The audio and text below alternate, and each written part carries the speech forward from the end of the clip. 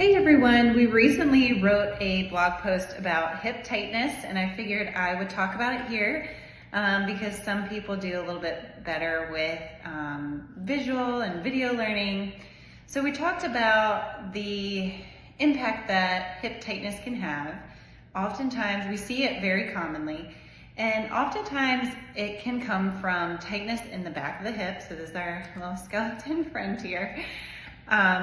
So this is the hip here in the socket, and you can have tightness on the back of the hip and the muscles. They're called the deep hip external rotators.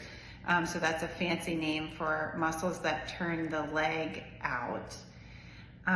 So some tightness can happen there from overuse or clenching a lot.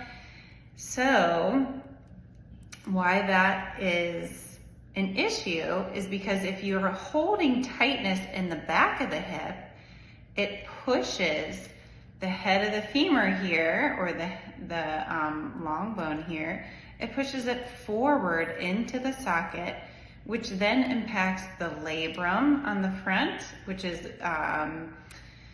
a portion of the hip that's helping keep the hip in the socket, give it some stability. It then pushes on the capsule of the joint as well, which is kind of where the joint is encased, or helps encase the joint. And then your hip flexors that come in the front. And those are the muscles that help bring your leg up. So when the tightness in the back is there, it's pushing on all of those, it's pushing the head forward onto all of those structures that then can create irritation and pain. So it's really important to keep up good hip mobility so that we're reducing that. So we're going to go over here in the next few videos ways to improve your hip mobility to work on that.